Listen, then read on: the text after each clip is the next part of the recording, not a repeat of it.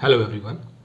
आज हम बात करेंगे एक बहुत ही इम्पॉर्टेंट इकोलॉजिकल कंसेप्ट के बारे में जिसका नाम है इकोलॉजिकल नीश।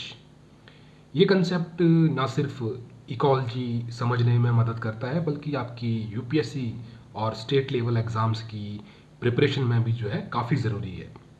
आज हम इस टॉपिक को जो है स्टेप बाय स्टेप समझेंगे, इसका मतलब, टाइप्स और इसका जो है इकोसिस्टम में क्या रोल है। So let's start. इकोलॉजिकल नीश का मतलब है एक ऑर्गेनिज्म का इन्वायरमेंट में जो है क्या रोल है या क्या पोजीशन है। मतलब एक ऑर्गेनिज्म जो है किस तरीके से जो है इन्वायरमेंट में जो है सरवाइव करता है, कैसे रिसोर्सेज का जो है वो यूज़ करता है और दूसरे ऑर्गेनिज्म के साथ जो है कैसे इंटरेक्ट करता है। हैबिटेट वर्सेस नीश का डिफरेंस समझो। हैबिटेट का मतलब है जहां एक ऑर्गेनिज्म जो है रहता है और नीश का मतलब है वो कैसे रहता है, उसको फंक्शन क्या क्या है। एग्जाम्पल, एक चिड़िया का हैबिटेट एक जंगल हो सकता है लेकिन उसका नीश होगा इंसेक्ट्स का शिकार करना, अपना घोंसला बनाने के लिए ब्रांचेस का जो है यूज़ करना और दूसरे जो प्रीडेटर्स हैं उनसे बचना। तो अब बात करेंगे हम कंपोनेंट्स ऑफ इकोलॉजिकल नीश के बारे में। तो पहला है फंक्शनल रोल। एक ऑर्गेनिज्म का क्या रोल है इन्वायरमेंट में, क्या वो प्रोड्यूसर है, कंज्यूमर है या डिकम्पोजर है, तो ये फंक्शनल रोल है। दूसरा है रिसोर्स यूज। ऑर्गेनिज्म कैसे और कितने रिसोर्सेज जैसे कि फूड, वाटर, स्पेस, इनका जो है यूज करता है। तीसरा है कंडीशन टॉलरेंस। ऑर्गेनिज्म का जो टेम्परेचर, मॉइस्चर और लाइट जैसे इन्वायरमेंटल कंडीशन को जो है कैसे टॉलरेट करता है। एग्जाम्पल के लिए a frog in a pond, तो उसका फंक्शनल रोल है वो क्या है, सेकेंडरी कंज्यूमर है क्योंकि वो इंसेक्ट खाता है। रिसोर्स यूज में वाटर और मॉइस्ट सॉइल का जो है वो यूज़ करता है। कंडीशन टॉलरेंस में हम देखेंगे कि वो मॉडरेट टेम्परेचर और हाई मॉइस्चर में रहना पसंद करता है। तो अब बात करेंगे हम टाइप्स ऑफ इकोलॉजिकल नीश। सबसे पहली है फंडामेंटल नीश। ये वो कंडीशन और रिसोर्सेस जहां एक ऑर्गेनिज्म जो है थियोरेटिकली जो है सरवाइव और रिप्रोड्यूस कर सकता है। सेकंड है रियलाइज्ड नीश। असल में ऑर्गेनिज्म जो नीश ऑक्यूपाई करता है जब वो कंपटीशन और दूसरे फैक्टर से जो है रेस्ट्रिक्टेड हो जाता है। एग्जाम्पल, डियर का फंडामेंटल जो नीश है फॉरेस्ट के हर हिस्सा हो सकता है लेकिन कंपटीशन और प्रेडेटर्स की वजह से वो सिर्फ कुछ स्पेसिफिक एरियाज में ही सरवाइव करता है जो उसका रियलाइज्ड नीश होता है।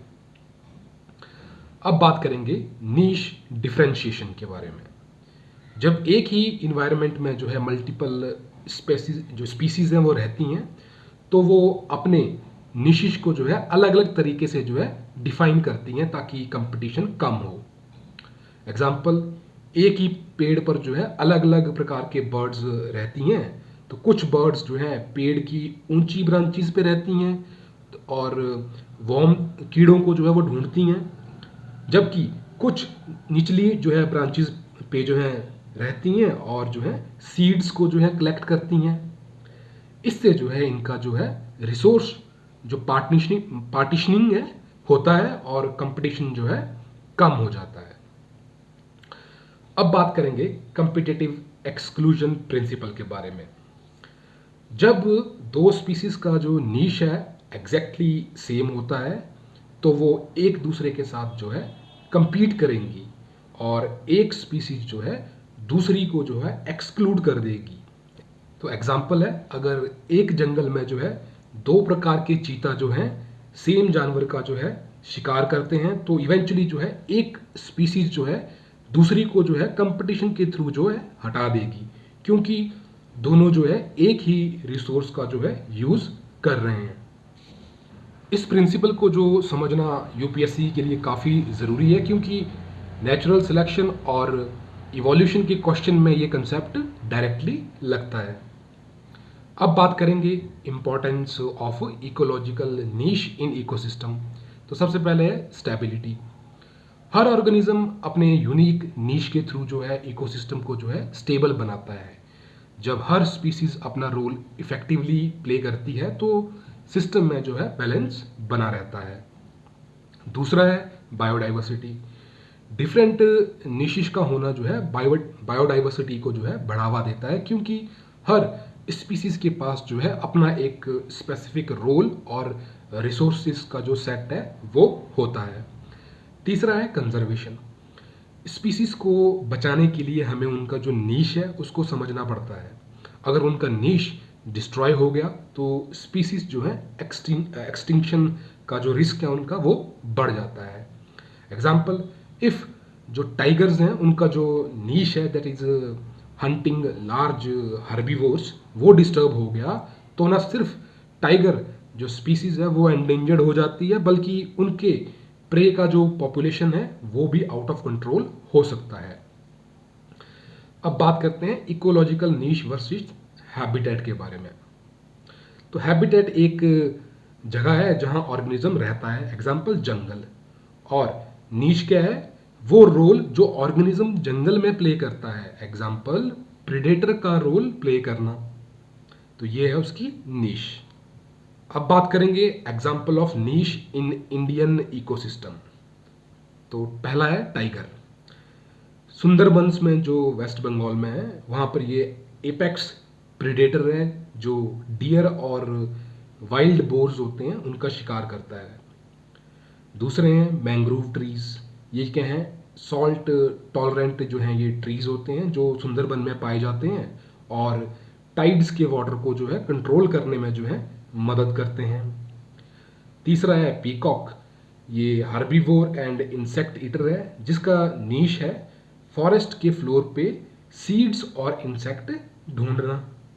दोस्तों, इकोलॉजिकल नीश एक ऐसा कंसेप्ट है जो इन्वायरमेंट के साथ जो है स्पीसीज के रिलेशनशिप को जो है डिफाइन करता है। जब हमें स्पीसीज के नीश का पता होता है तो हम उनको जो है कंजर्व करने के लिए जो है इफेक्टिव तरीके जो है अपना सकते हैं। तो इस वीडियो में हमने इकोलॉजिकल नीश का मतलब, टाइप्स, कंपिटिटिव एक्सक्लूजन और रिसोर्स पार्टिशनिंग जैसे जो है इम्पॉर्टेंट कंसेप्ट डिस्कस किए। अगर आपको ये वीडियो यूज़फुल लगी हो तो लाइक, शेयर और चैनल को सब्सक्राइब करना ना भूलें।